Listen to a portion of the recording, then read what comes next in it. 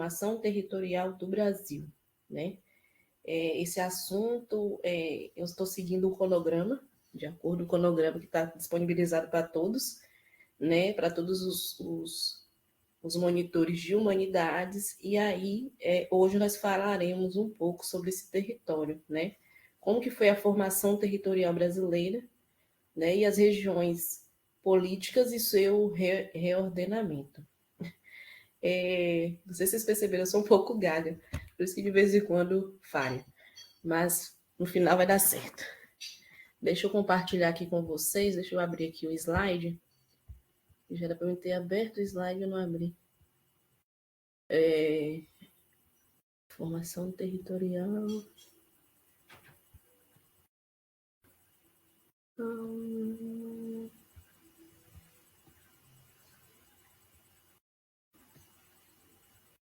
Um momento,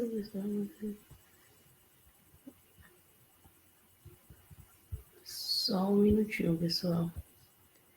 Já eu vou apresentar o slide para vocês sobre essa formação territorial que se estende aí pelo Brasil, né? E como que foi essa formação? Deixa eu compartilhar aqui com vocês a janela. Deixa eu ver, só ver se chegou mais alguém aqui. Peraí. Hoje será nós três. Nós três, né?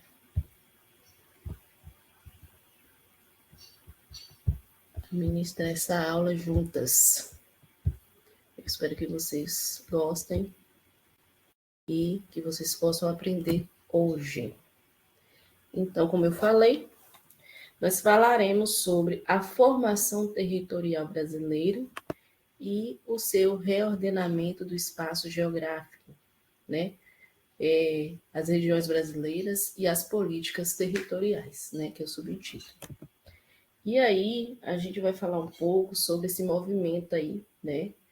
Que se deu, né, na formação territorial, que ele é um resultado de um longo processo, né, histórico, iniciado aí no período de 1500 a 1822, quando os portugueses eles chegaram aqui, né, no Brasil e ocuparam o território, o litoral.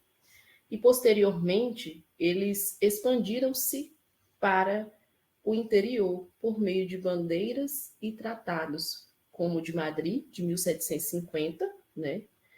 E que redefiniu fronteiras. E aí, no século XX, né?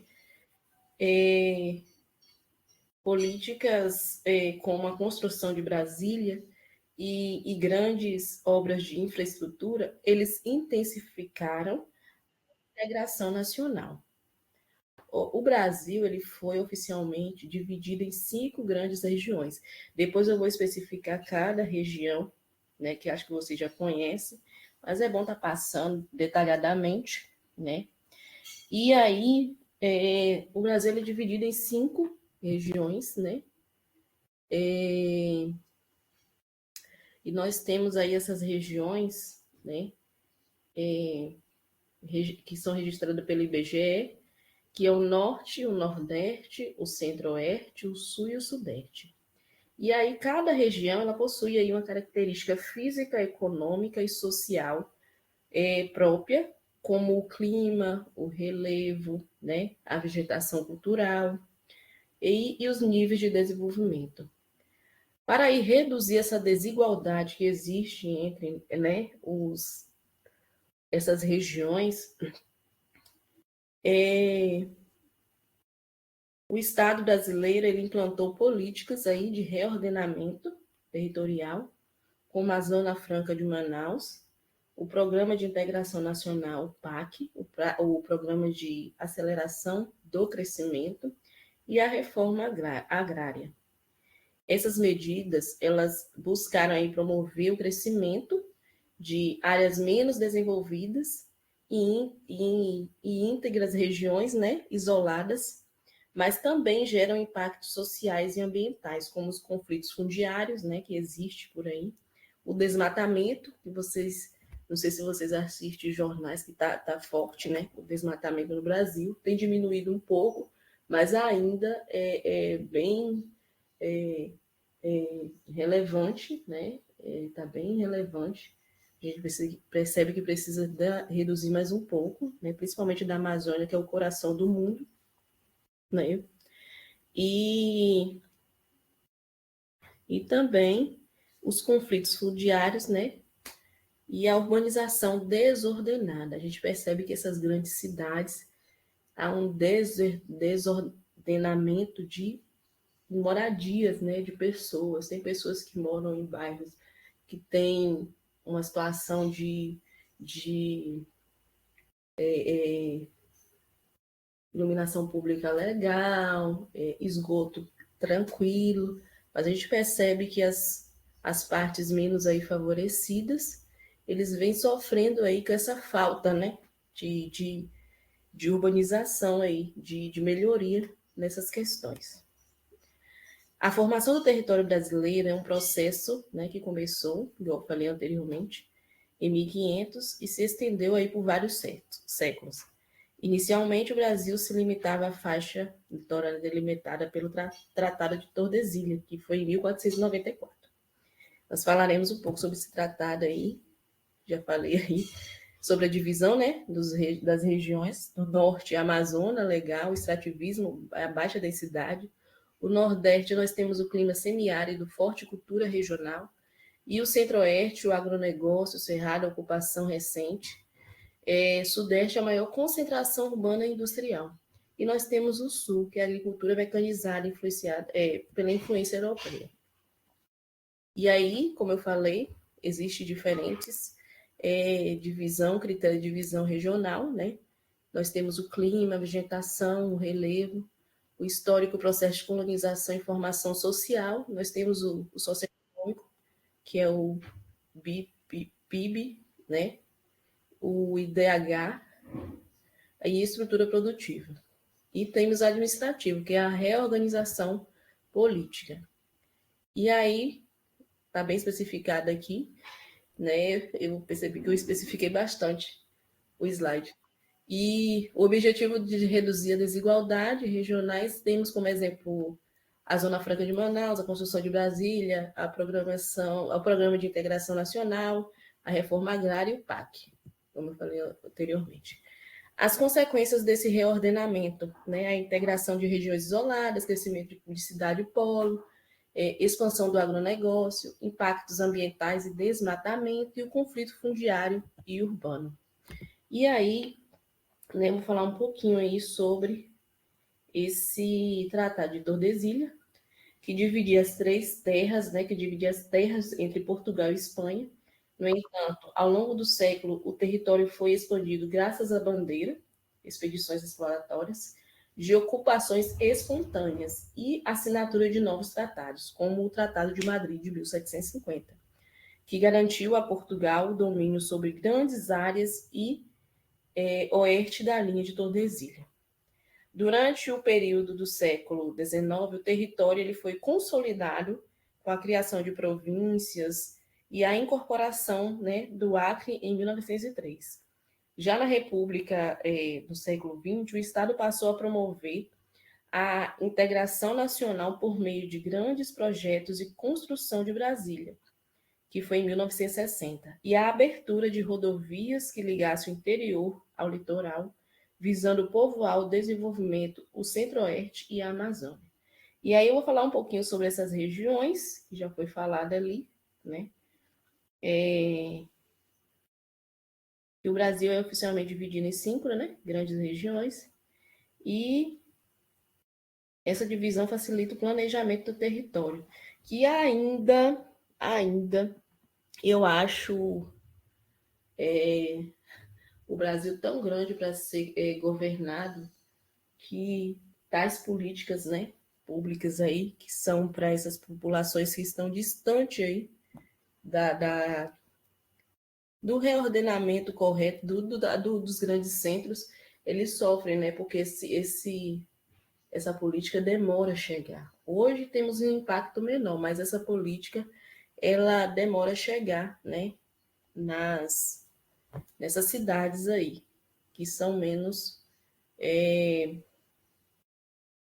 povoadas e são de difíceis acesso. Nós temos a política de reordenamento territorial, que tem como objetivo reduzir, né, a desigualdade, promover o desenvolvimento e o equilíbrio e integrar áreas isoladas do restante do país. Algumas dessas políticas incluem de franca que incentivos fiscais para estimular o desenvolvimento industrial, a construção de Brasília, que é a estratégia para deslocar o eixo político populacional do litoral para o interior, né? Brasília foi construída ali no meio ali de Tocantins, próximo a Tocantins, a divisa de Tocantins com Minas, para tirar esse foco, né, do litoral, né? E o programa de integração nacional, que é o projeto de infraestrutura comum transamazônica, e nós temos também a reforma agrária, que é a distribuição de terras para combater a concentração fundiária. E aí, esses impactos aí, né, desses desafios, os impactos e desafios, são que as políticas territoriais, eles trouxeram grandes avanços importantes, como a integração de regiões periféricas, a expansão do agronegócio, o desenvolvimento de novos centros urbanos, e, por outro lado, também causam problemas como o desmatamento, né, a desagradação ambiental, né, que é especialmente aí na Amazônia, que é o coração do mundo, e nós temos também o conflito agrário, né, e o crescimento aí desordenado dessas cidades grandes. E aí a formação territorial do Brasil, ela reflete um processo histórico desigual, marcado por disputas, né, interesses econômicos e decisões políticas. A divisão em regiões, ela ajuda a compreender melhor as diferenças e necessidades de cada parte do país.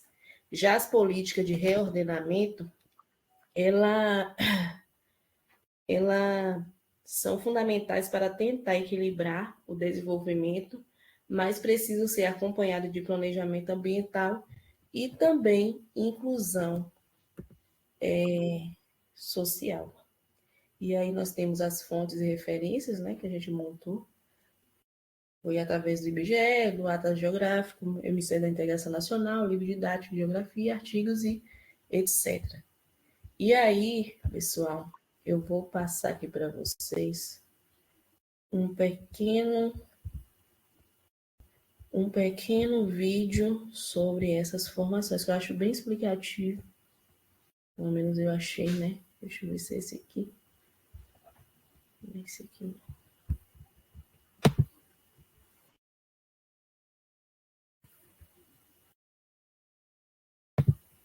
Só um minutinho que eu já volto agora pra gente.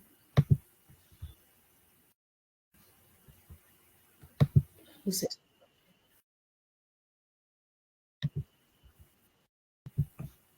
E aí eu vou compartilhar com vocês esse vídeo. Ele não é tão grande igual os outros. E depois que vocês assistirem ele, vocês vão responder o quiz que já está disponível lá no Google Sala de Aula. E isso já está disponível. E temos também 2 vídeos lá que eu achei bem bacana também no Google Sala de Aula. Deixa eu só ajudar vocês a responder esse questionário, tá bom? Provavelmente, como eles são curtinhos, eu vou passar eles para vocês. Que um é estilo desenho animado e o outro é só explicação aí da formação territorial do Brasil. Tá certo? Qualquer dúvida, pode colocar no chat. Quando terminar o vídeo aqui, eu vou tirá-las de vocês, tá bom? Só crescer aqui. Meu notebook tá super lento. Olha, meu padrinho, beleza? Professor Sidney Herculano de Geografia, para a gente iniciar os estudos sobre a evolução do território brasileiro. Você sabe que o Brasil é o quinto maior país do mundo em dimensões físicas? Não sabe? Ó, tem aula aqui no nosso canal que fala muito sobre como que o território brasileiro é hoje. Mas esse nosso conteúdo de agora, a gente vai tentar abordar quais foram os processos que permitiram a evolução do território nacional. Eu coloquei aqui, ó, formação do território do Brasil, é um conteúdo muito específico da prova da ESA, da SpaceX e também do Colégio Naval, a qual nós vamos começar a contar todo um processo que culminou aqui, ó, na delimitação de nossas fronteiras, na evolução do nosso poder administrativo e também diferentes formas de Estado que tivemos ao longo da nossa trajetória. Então, esse conteúdo é muito legal porque ele esbarra um pouquinho em história, esbarra um pouquinho nessa matéria, porque a história estuda os fatos e a geografia vai estudar todas as transformações que aconteceram e transformaram o espaço geográfico, ok? Primeira coisa que a gente tem que saber é o seguinte: o que é território? Território vai ser uma base física que está submetido a um poder central. Território vai ser um espaço, uma área física, uma base física, e nessa base física nós temos um poder administrativo que o controla, que vai ser o soberano sobre essa área. É claro que esse poder ele pode ser transmitido através de um governo democrático, de um governo ditatorial, de um governo monárquico, absolutista, mas, enfim, nós vamos ter sempre um poder central ou uma instituição que vai exercer essa soberania nesse território. E o segundo conceito que nós temos que saber é o conceito de fronteira, que vai ser a delimitação desse espaço físico, a delimitação desse território. Eu posso dizer que a fronteira nada mais vai ser do que a área que delimita a soberania do poder central que irá comandar o território. Então imagina, por exemplo, a sua casa. A sua casa é um território onde o poder central é você, ou seu pai, ou a sua mãe, quem quer que seja dono dessa casa que vai exercer o poder de lei, não é? De soberania. E as fronteiras seriam nada mais nada menos do que os muros que vão delimitar o espaço físico da sua casa. Logo, você sabe que você, por exemplo, você pode andar sem camisa dentro da sua casa, você sabe que você não pode andar sem camisa na casa de outra pessoa sem a permissão dela, porque já muda o território e também já irá mudar o poder central. Então, nós vamos ter, basicamente, essa analogia sendo à frente que a gente pode utilizar para entender esses importantes conceitos. Pois bem, ao longo da nossa história, e eu vou dizer ao longo de 3 importantes períodos, colonial, imperial e republicano, nós tivemos a evolução do território, da soberania ou administração e também das nossas fronteiras. E é isso que nós vamos estudar na aula de agora. Tá preparado? Tá de boa? No final vai ter aqui esse espaço inteiro do quadro para você poder tirar um print e fazer as suas anotações. O primeiro momento que a gente fala é o período colonial. O período colonial, para a geografia, nós vamos estudar de 1530 até 1822. Repetindo, de 1530 até 1822. Nesse momento, a gente pode concluir inicialmente que a delimitação primária do território brasileiro foi estabelecida em 1494, ou seja, 6 anos antes de o Brasil ele ser encontrado ou descoberto, como muita gente fala. Nesse importante tratado, que ficou conhecido como Tratado de Tordesilhas, foi estabelecida a nossa primeira delimitação territorial, aonde 370 léguas a oeste da ilha de Cabo Verde, nós teríamos a influência de Portugal. E aí acabou culminando exatamente com essa pequena porçãozinha a leste do que hoje é todo o nosso território. Então, a primeira delimitação inicial estabelecia o controle de Portugal sobre esse território que Portugal tinha descoberto. Agora, vale ressaltar o seguinte: o que tinha além dessa linha imaginária de Tordesilhas? Tinha um território que era controlado pela Espanha, que tinha a soberania da Espanha. O Tratado de Tordesilhas foi o tratado que partia o mundo entre essas duas potências nesse momento, nesse período conhecido como Grandes Navegações. Show de bola? Agora eu te pergunto, o Brasil era um país soberano nesse momento? Não, ele não era um Estado-nação, ele não era um país soberano.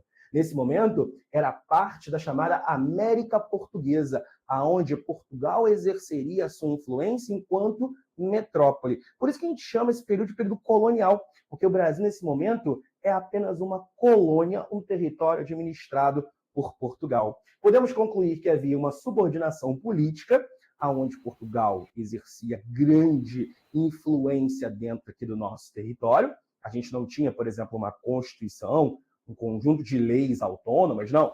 Tudo que a gente tinha aqui era a soberania de Portugal influenciando o nosso território. E isso era muito evidenciado pelo Pacto Colonial, que também pode ser chamado de exclusivo colonial, aonde a colônia só poderia negociar e comercializar com a metrópole, seja para exportar as suas matérias-primas, cana-de-açúcar para o Brasil, futuramente ouro, drogas do sertão, e até mesmo comprar produtos, importar produtos, tinha que ser da metrópole. E dessa forma nós tínhamos uma ideia clara do que é domínio e subordinação nessa divisão internacional do trabalho. Tá pegando aí a fita? O Brasil como um território, porém não autônomo? Então vem aqui comigo, olha só. Tínhamos o modelo administrativo inicial, que era chamado de capitanias hereditárias. Antes de eu falar um pouquinho sobre isso, eu quero que você pense, como que Portugal, um país tão pequeno, do outro lado do Oceano Atlântico, iria conseguir fiscalizar, prosperar o território brasileiro, que era bem mais extenso naquele período? Complicado, né? Então, por isso, foi criada essa divisão para proporcionar um modelo administrativo que ficou conhecido como sistema de capitanias hereditárias. Eram doadas terras para homens que tinham poder aquisitivo, e esses homens, eles tinham nada mais nada menos que prosperar e defender esse território. Esse sistema de capitanias hereditárias já tinha sido aplicado no continente africano, mas aqui no Brasil, um território muito mais longe, um território muito mais extenso, não despertou tanto interesse desses chamados capitães donatários, desses caras que recebiam essas porções de terra. E por conta disso, só 2 capitanias irão prosperar, que são as capitanias de Pernambuco e de São Vicente. Ou seja, a gente pode dizer que esse sistema aqui ele não deu muito certo como Portugal queria.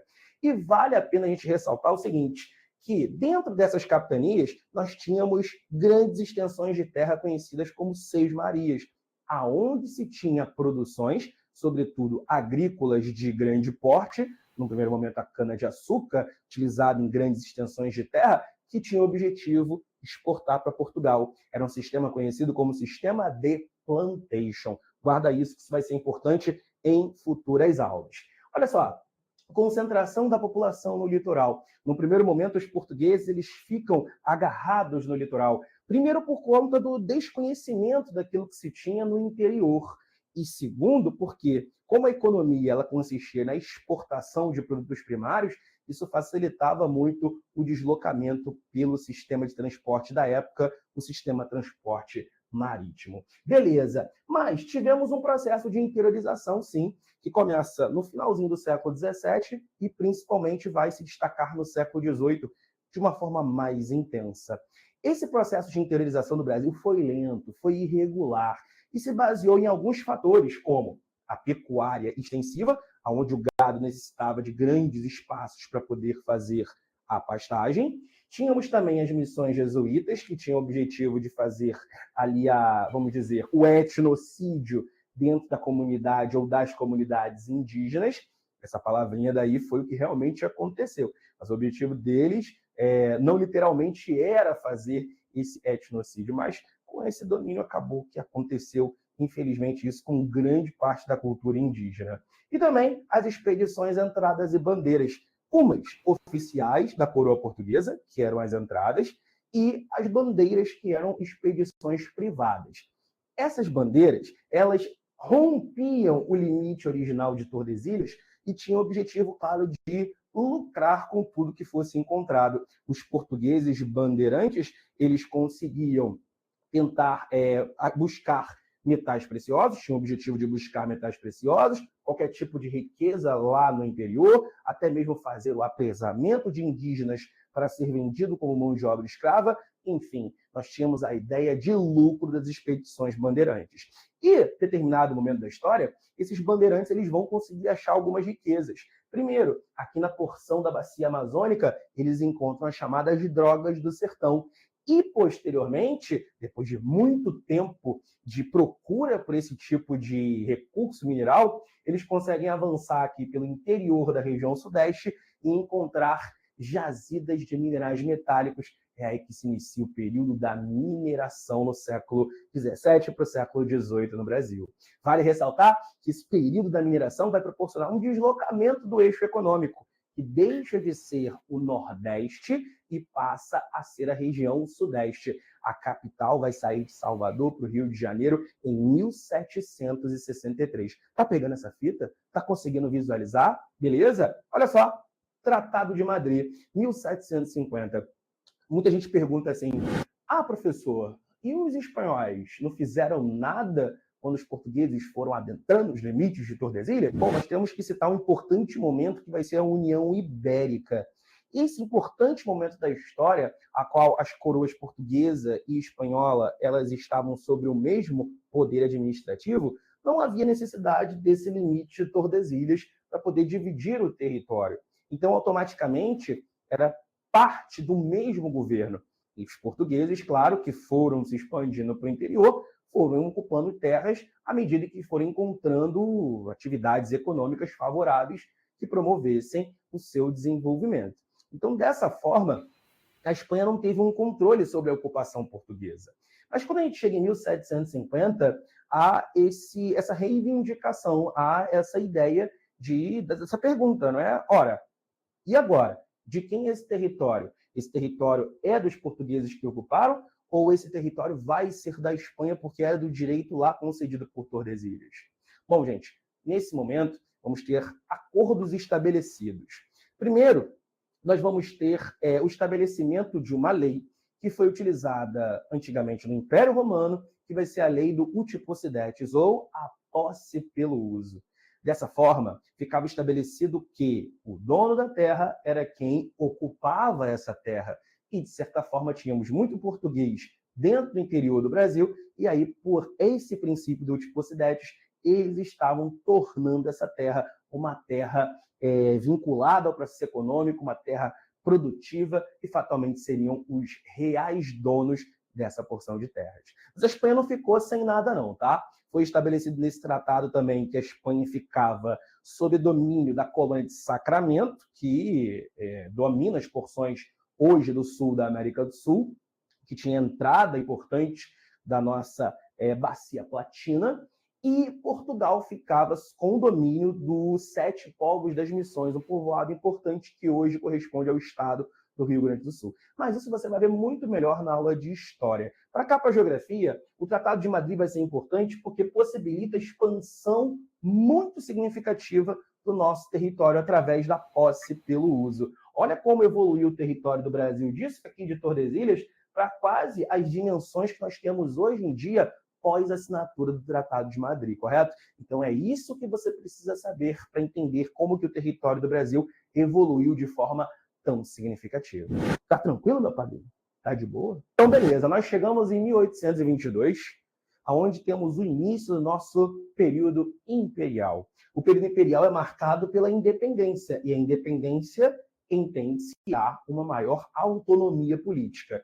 Nesse momento, o Brasil ele vira um Estado-nação, só que é um Estado-nação nesse momento com um poder monárquico, um poder imperial. Porém, vale destacar que nesse momento não há uma subordinação mais a Portugal. Nesse momento, nós já temos o Brasil autônomo, podendo comercializar com quem ele quisesse e podendo ter as diretrizes que assim escolhesse. Vale ressaltar a necessidade que o Império vai ter da construção de uma identidade nacional. Isso porque não foi todo mundo que estava dentro do Brasil que ficou satisfeito com o que foi decidido no Império.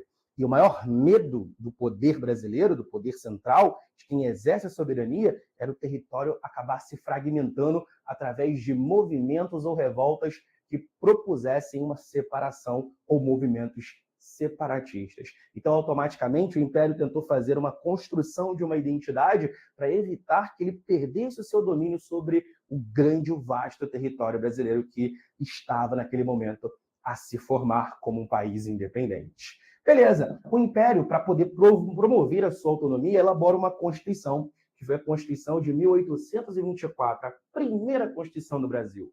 Em história, você vai estudar que em 23 teve a Constituição da Mandioca, mas aqui na geografia a gente vai dar atenção para a Constituição de 1824. Ela foi uma Constituição outorgada, imposta, beleza? Aonde há uma criação de um poder chamado poder moderador.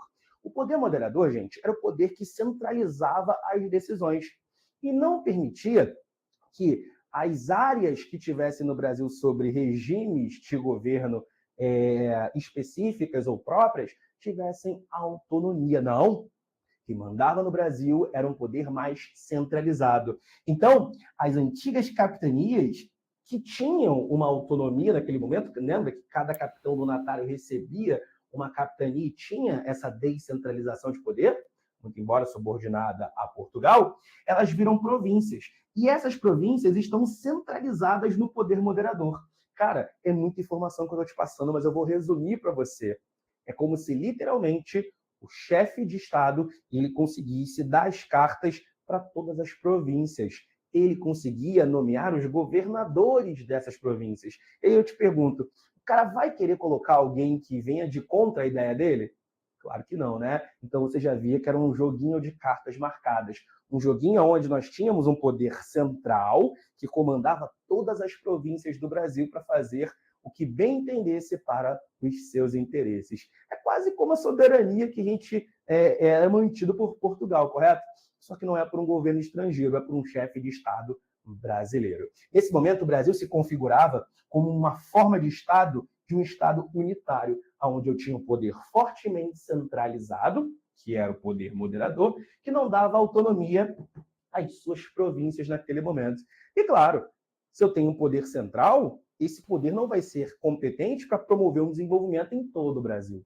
Não é à toa que o que vai se desenvolver no Brasil vai ser a região sudeste por meio da produção do café e a região sul de uma forma um pouco mais autônoma, por assim dizer, por conta de muitos imigrantes que vão chegar ao longo do segundo reinado. Então a gente vai ter ali norte do Brasil, nordeste do Brasil, centro-oeste do Brasil como regiões que não vão estar integradas no processo de evolução econômica ou social do país.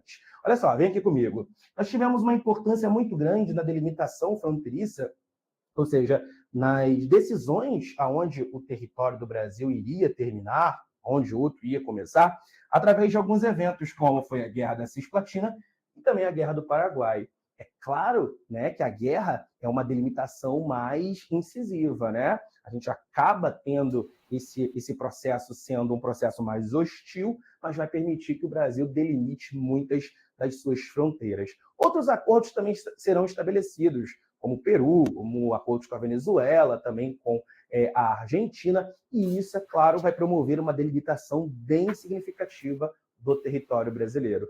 Tanto é que no período do Império foi o período onde mais ocorreu a delimitação das nossas fronteiras. Toma cuidado, eu não estou falando evolução do território, estou falando da delimitação de fronteiras, aonde uma começa, a outra termina, aonde literalmente vai corresponder ao espaço físico e sua delimitação de soberania. Mas não acaba por aí. Nós temos o fim do Império em 1889 e o início do período republicano. O período republicano se inicia com a proclamação da República em 1889. Nós temos lá o Deodoro da Fonseca, ele sendo um personagem muito importante que vai iniciar um momento curto chamado de República da Espada, e nós vamos ter a criação de uma nova Constituição para decretar o fim do Império. Essa Constituição ela é definida em 1891 e vai ser uma Constituição promulgada. Perceba que ela não vai ser imposta igual à Constituição do Império que é outorgada. Ela vai ser uma Constituição um pouco mais discutida e automaticamente ela vai acabar com aquilo que nós vemos que é o poder moderador.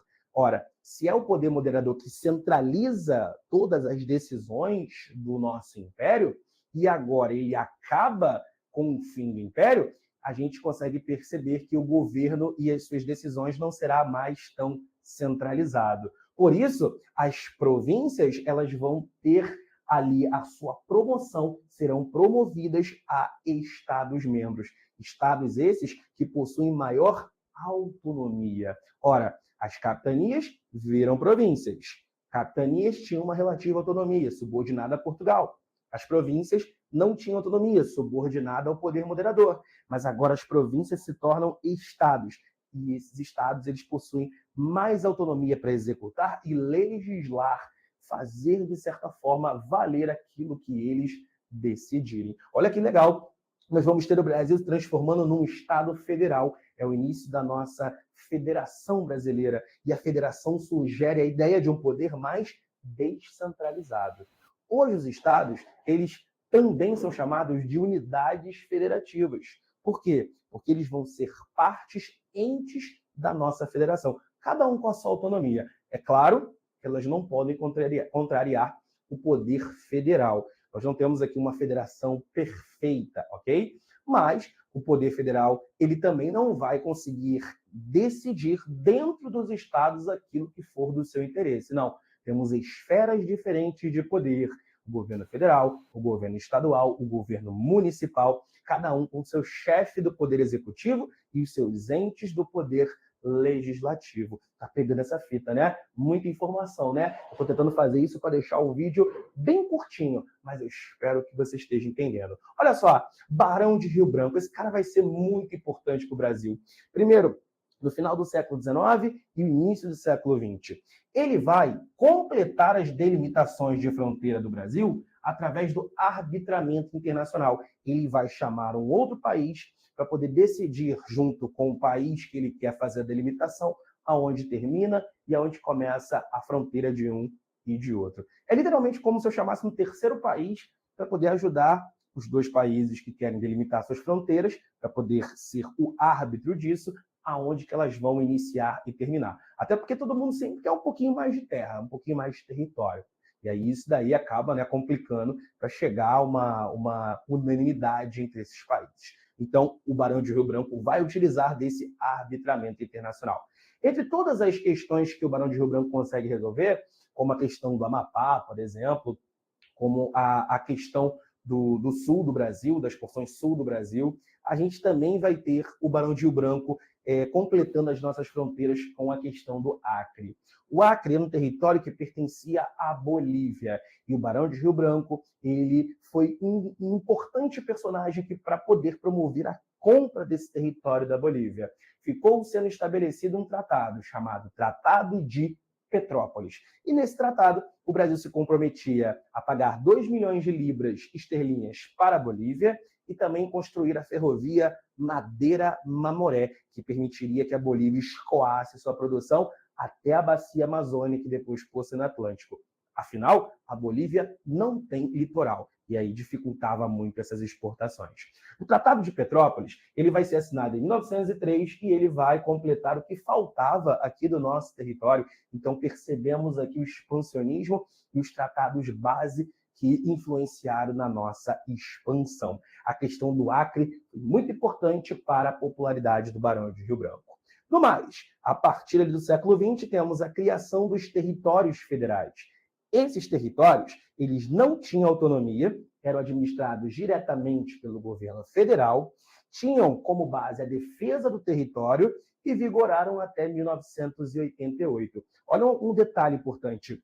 O Acre foi o nosso primeiro território federal, mas o território federal não é um estado, isso é muito importante. Ele é administrado pelo governo federal. Eu vou te botar uma imagem aqui na tela para você poder visualizar. Olha a localização dos territórios federais. Está visualizando? Perceba que ele está, sobretudo, nas áreas de fronteiras do Brasil. Então, exercer o poder ali, o governo federal, era mais do que uma forma de você conseguir promover o desenvolvimento, mas sim, principalmente, a defesa do território nacional. Com o tempo, esses territórios federais ou viraram estados, como é o caso do Amapá, como é o caso do Acre, como é o caso de Rio Branco, ou acabaram sendo incorporados por alguns estados, como Fernando de Noronha, foi incorporado por Pernambuco, Iguaçu e Ponta Porã, foi incorporado por Mato Grosso do Sul, foi incorporado por Paraná e Santa Catarina, e automaticamente eles foram sendo anexados até o seu fim em 88. Destacamos também a transferência da capital em 1960, deixando de ser o Rio de Janeiro e passando a ser Brasília, cidade capital.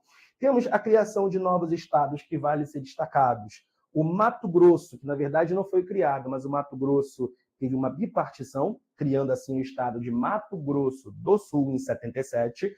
Roraima, Rondônia, Amapá e Tocantins, criados na Constituição de 1988, sendo Tocantins um estado que se desmembrou do estado de Goiás, tornando assim o estado mais novo a ser criado dentro do Brasil. Olha que importante. Olha só, Constituição de 88 diz para a gente que nós temos 26 estados e um Distrito Federal. Temos 26 membros da nossa federação como estados e o Distrito Federal, que vai ser uma área autônoma, que tem autonomia de estado, muito embora não seja estado. 26 estados, um Distrito Federal e 27 unidades da federação com autonomia. Gostou da ideia? Aula rápida, direto ao ponto, com todo o nosso processo histórico. Espero que você tenha gostado. Se gostou, dá like. Se não gostou, mete o pé para o próximo vídeo. Fica com a gente. O quadro é seu. Grande abraço.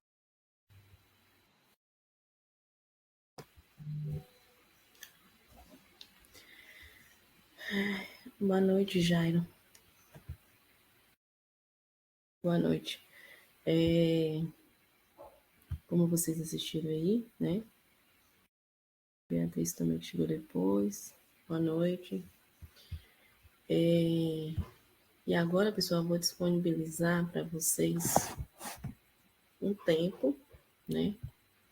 Para vocês acessarem aí o Google Sala de Aula. E aí, em atividades, aqui em atividades, vai estar disponível aí atividades, que é, ó, Formação Territorial Brasileira. Vocês vão responder o quiz, tá certo? São 5 perguntinhas só. E aí eu vou dar esse tempo para vocês responderem. Eu ia passar outro vídeo, mas eu acho que não vai dar tempo, porque já são 7h40. E aí vai ficar muito corrido para vocês responderem o quiz. Tá certo? São perguntinhas fáceis que foram tratadas aí no vídeo, também foi falado por mim na aula. E aí vocês acessem aí rapidinho e respondam que eu vou dar 8 horas a gente retorna, tá bom? E eu vou ver quem respondeu, tá certo? E vocês vão estar liberados, tá bom?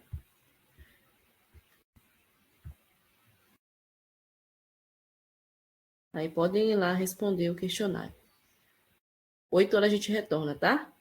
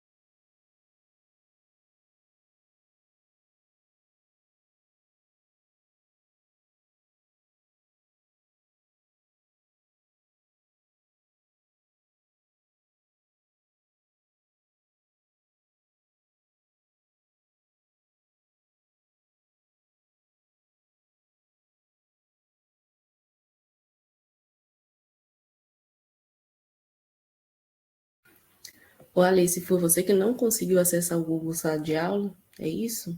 Só me tira essa dúvida.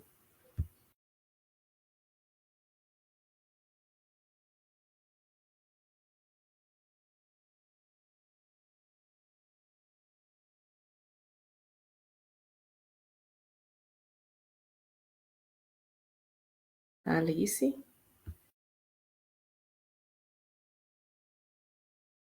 Certo. Eu vou disponibilizar aqui para você o quiz. Vê se você consegue acessar ele.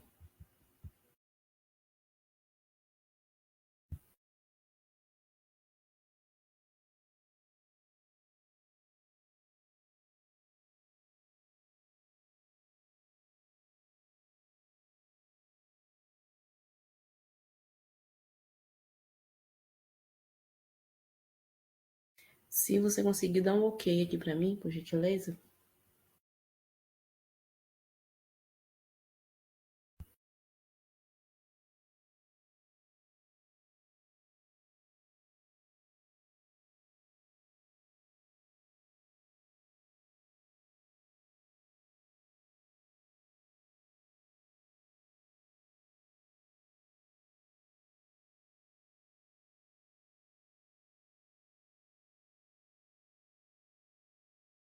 Certo, Alice. E aí, eu vou estar disponibilizando para você o, o vídeo que foi passado, tá bom? E você tenta responder, tá? Ou você quer que eu passe o vídeo só para você aqui na aula, novamente? Você que decide aí. O que você acha?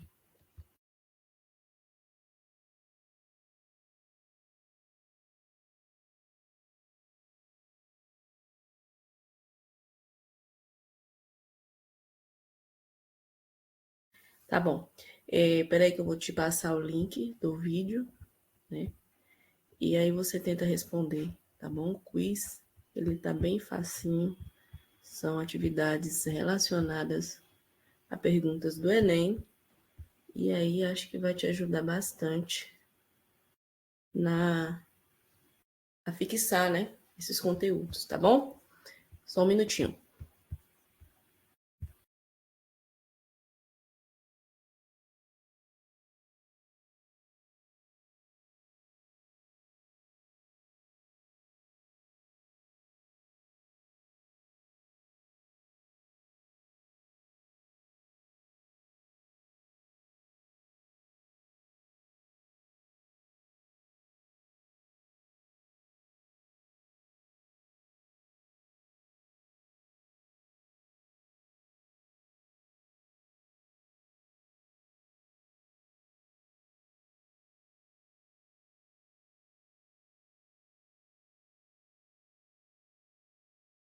Esse é o link do vídeo, tá, Alice? Alice. E aí você assiste, já que você chegou agora, não sei se você já fez algo, né? Já tomou banho, se já comeu. Você pode assistir com o tempo, tá bom? E não esquece de assinar a lista de frequência. Imaginei essa correria da vida, né?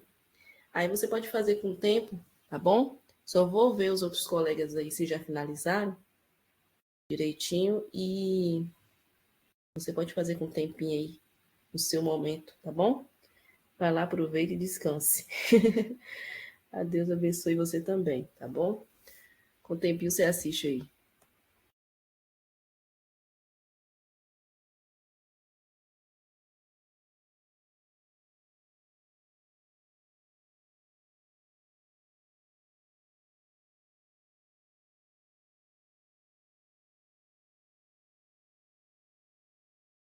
Pessoal, e aí? Todos já responderam?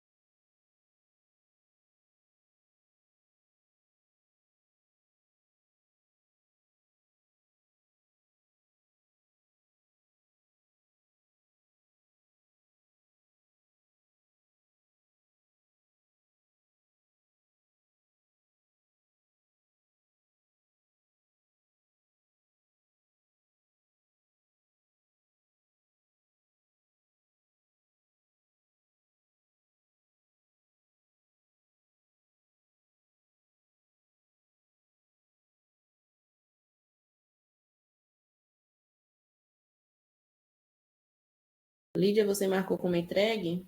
Porque só tá aparecendo aqui para mim as duas Carol.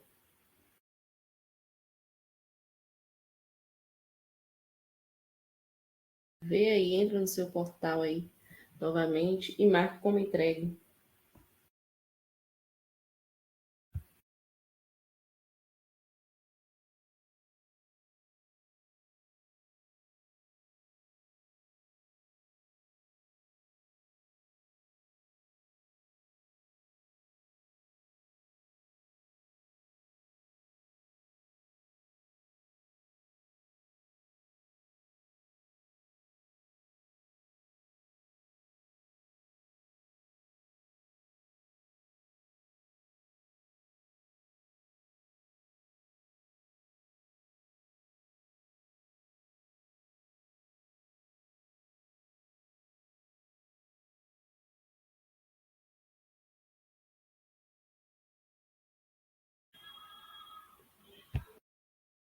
Pronto, todas entregaram aqui. Parabéns, meninas. Deixa eu só ver. E aí, deu para ver as respostas que vocês marcaram? Deu para ver lá a resposta certa? Vocês acertaram todas? Como que foi para vocês? Foi tranquilo fazer? São perguntas bem básicas mesmo. Só para gravar, ficar, né, marcada aí na memória de vocês sobre essa questão aí da formação dos territórios brasileiros. Carolina que achou tranquilo. E deu para ver as respostas, Carol de Almeida? Você acertou todas. Quem mais achou? Não deu para ver. Acerta. Certinho.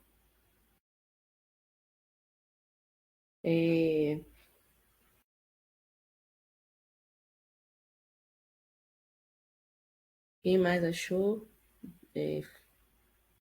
Fácil de responder, tranquilo.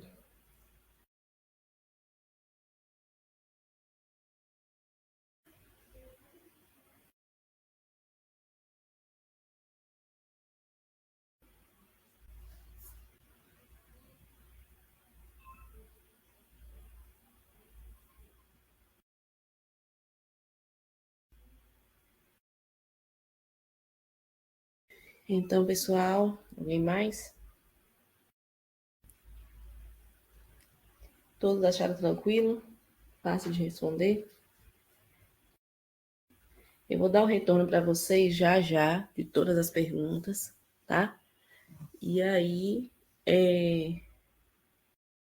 vocês verem qual que vocês acertaram e qual que vocês erraram, tá bom? E nossa aula se encerra por hoje, né? Semana que vem a gente está aqui novamente, na permissão de Deus. E gostaria de agradecer vocês que chegaram aí depois também. Beatriz, obrigada pela participação. Caroline, as duas Carol e Lídia, muito obrigada aí pela participação na aula, tá bom? Vocês são exemplo aí, vocês estão ficando até o final. E tenho certeza que vão ficar até o final, tá bom? Desejo a todos uma boa noite, que vocês possam arrebentar aí na prova do Enem. Ter uma ótima semana, tá bom? Beijos e até a próxima aula. Boa noite, Lídia.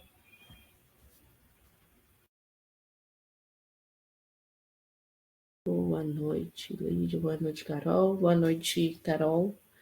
Boa noite, Caroline e Beatriz. Até a próxima aula. Eu que agradeço pela presença de vocês.